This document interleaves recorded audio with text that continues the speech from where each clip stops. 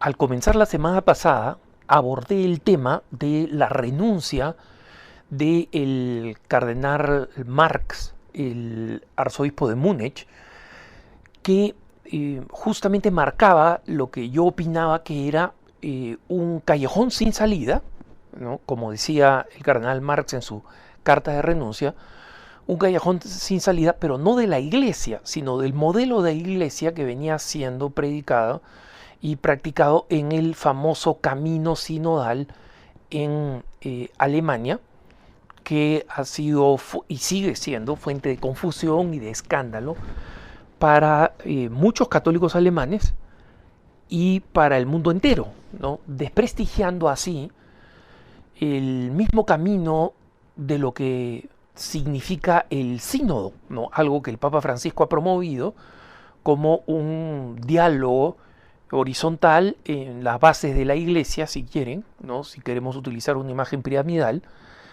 y que justamente va a comenzar en el mes de octubre para toda la iglesia en vistas al sínodo sobre el camino sinodal específicamente. Y claro, el desmadre en Alemania, porque no tiene otro nombre, es básicamente un elemento que está causando escándalo, temor y desprestigio del mismo sínodo. El Papa, sin embargo, decidió no aceptar la renuncia del cardenal Marx y le escribió una carta muy amigable y muy fraterna. Y creo que dentro de las cosas que escribe el Papa, muchas de las cosas que escribe son una advertencia de las cosas que están andando mal precisamente en la iglesia en Alemania. La carta del Papa es una carta, como digo, bien fraterna, y que muestra su estima por el cardenal Marx. No en vano lo nombró miembro, digamos, del Consejo de Cardenales que lo acompañan en este proceso de la reforma de la curia romana que comenzó desde el inicio del pontificado del Papa Francisco y que hasta ahora no se ha completado. Y el Papa dice: esta es mi respuesta, querido hermano. Le escribió en español para poder escribir con libertad, ¿no? Y bueno, Marx tuvo que contratar su traductor, obviamente, para que le haga saber qué es lo que está diciendo la carta del Papa, ¿no? Dice: esta es mi respuesta, querido hermano. Si te viene la tentación de pensar que al confirmar tu misión y al no aceptar tu dimisión, este obispo de Roma, hermano tuyo que te quiere, no te comprende, piensa en lo que sintió Pedro delante del Señor cuando a su modo le presentó la renuncia: apártate de mí que soy un pecador. Y el Papa sigue diciendo que toda la iglesia está en crisis a causa del asunto de los abusos, ¿no? Que fue una de las razones, no la única, pero una de las razones que mencionó el cardenal Marx para presentar su renuncia, ¿no? Y el Papa sigue diciendo: la iglesia hoy no puede dar un paso adelante sin asumir esta crisis, es decir, la crisis de los abusos, ¿no? Y dice el Papa: la política del avestruz no lleva a nada y la crisis tiene que ser asumida desde nuestra fe pascual. Y miren este texto: los sociologismos, los psicologismos no sirven. Y esta es una frase interesante porque este es exactamente lo que está pasando en Alemania: sociologismo y psicologismo. ¿Cómo se sienten las personas que no son recibidas en el sacramento cada vez que se le da la gana? Psicologismo, ¿no? Es la gran pregunta que se hacen los alemanes, y es: ¿por qué nosotros vamos a seguir rechazando algunas prácticas, el aborto, las uniones homosexuales, etcétera, cuando la gran mayoría de la sociedad las acepta? Sociologismo, las dos cosas que denuncia el Papa, ¿no? Y el Papa sigue diciendo: asumir la crisis personal y comunitariamente es el único camino fecundo, porque de una crisis no se sale solo, sino en comunidad, y además debemos tener en cuenta que de una crisis se sale o mejor o peor, pero nunca igual, ¿no? Y el Papa sigue diciendo, ¿no? Admite que efectivamente es una catástrofe la situación de la iglesia, la triste historia, dice el Papa, de los abusos sexuales y el modo de enfrentar lo que tomó la iglesia hasta hace poco tiempo, ¿no? Y el Papa le dijo que caer en la cuenta de esta hipocresía, o sea, de ignorar los abusos sexuales, caer en la cuenta de esta hipocresía en el modo de vivir la fe es una gracia. Es un primer paso que debemos dar. Tenemos que hacernos cargo de la historia tanto personal como comunitariamente. No se puede permanecer indiferente delante de este crimen. Asumirlo supone ponerse en crisis. Y el Papa dijo, necesitamos pronunciar un mea culpa de los errores del pasado, aunque, él lo dice textualmente, aunque personalmente no hayamos participado en esa coyuntura histórica. Y esta misma actitud es la que se nos pide hoy.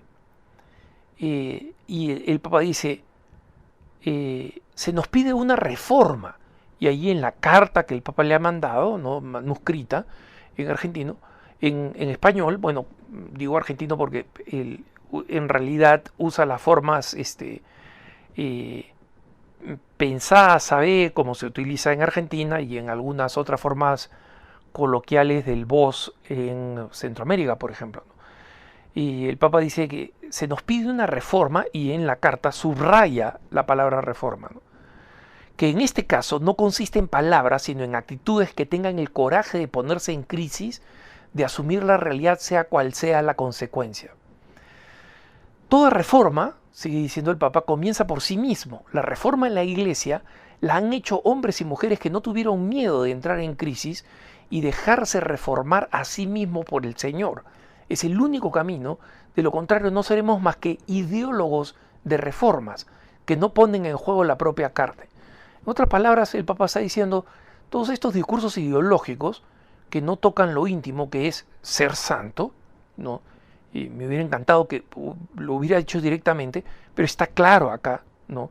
La reforma en la Iglesia han hecho hombres y mujeres que no tuvieron miedo de entrar en crisis y de dejarse reformar a sí mismos por el Señor. Esa es la santidad, ¿no?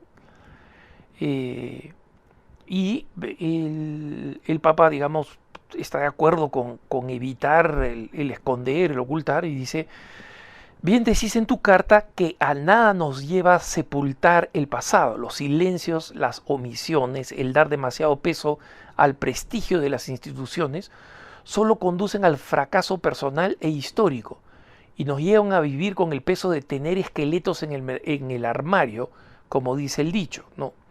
El Papa dice que precisamente el verdadero camino, el que no evita la verdad, dice, es camino del Espíritu el que hemos de seguir y el punto de partida es la confesión humilde. Nos hemos equivocado, hemos pecado.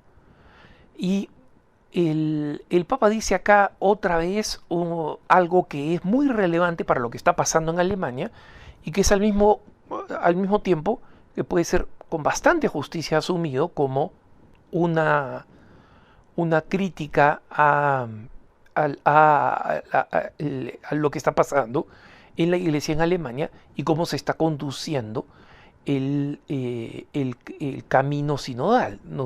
Dice, no nos salvarán las encuestas ni el poder de las instituciones.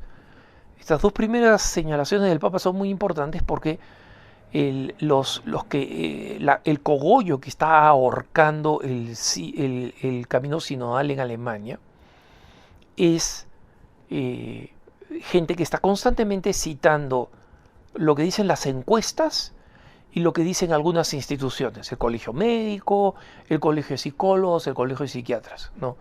O sea, ese es su evangelio, no el evangelio, ¿no? Y el Papa sigue diciendo, no nos salvará el prestigio de nuestra Iglesia, que tiende a disimular sus pecados, no nos salvará ni el poder del dinero ni la opinión de los medios. Y pone entre paréntesis, tantas veces somos demasiado dependientes de ellos. Y todas estas cosas que está describiendo son descripciones al pie de la letra de lo que pasa con lo que pasa con una iglesia como la de Alemania, que tiene un enorme poder económico, que tiene una esclavitud absoluta de lo que dicen los medios seculares. Curiosamente, varios de los medios seculares alemanes están plagados de ex sacerdotes y ex monjas católicos, ¿no? Y que en consecuencia no solamente tienen ese resentimiento anticatólico, sino que además saben dónde golpear en la iglesia, ¿no? El Papa termina con una frase muy hermosa diciendo que tenemos que ser como llorar y balbucear esas palabras de Pedro, apártate de mí que soy un pecador, que es la herencia que el primer papa, esto es lo que dice el Papa Francisco, herencia que el primer papa dejó a los papas y a los obispos de la iglesia. Y entonces sentiremos esa vergüenza sanadora que abre las puertas a la compasión y ternura del Señor que siempre nos está cerca, ¿no? Y esta última referencia a la presencia del Espíritu y a la presencia sobrenatural es especialmente valiosa porque en general, si ustedes ven la carta que firmó el cardenal Marx el 4 de junio, básicamente carece de importantes referencias sobrenaturales, ¿no? En cambio, el Papa está acá hablando en términos completamente sobrenaturales.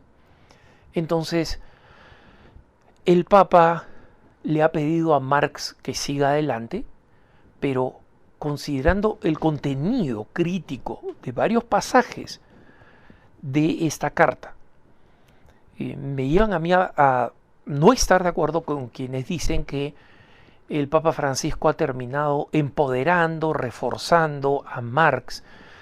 He leído algunos análisis que dicen que con esto el Papa le ha dado a Marx una plataforma internacional, una plataforma universal. No lo creo. Yo creo que Marx está siendo llamado por el Papa a detener el precipicio detener a la Iglesia en Alemania, en este camino sinodal, entre comillas, de caer en el precipicio y de hacerlo con firmeza y con energía. Y de hecho, si ustedes han leído la reacción del cardenal Marx, él dice, el Papa me pone en una situación difícil. Eso parecería, digamos, acepta la carta, agradece, ¿no? Pero dice que el Papa lo pone en una situación difícil. Y creo que es verdad. Creo que en esto el cardenal Marx es honesto, ¿no? Porque el Papa le dice sigue adelante, pero el sigue adelante no es sigue adelante en tu camino. No, sigue adelante en este camino.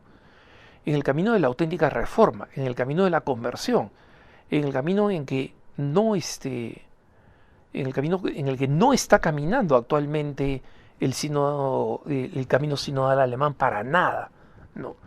Así que creo que el Papa ha actuado con prudencia, sobre todo teniendo en cuenta que el cardenal Marx es un colaborador cercano del Papa y que si le hubiera aceptado la renuncia, nadie sabe por quién sería reemplazado, ¿no? Y en mi opinión, acá no pretendo hablar en nombre del Papa, pero en mi opinión, mejor malo conocido que bueno por conocer, especialmente cuando el Papa ha hecho esta exhortación en esos términos claros de lo que significa una auténtica reforma para un católico. Que tengas un buen día.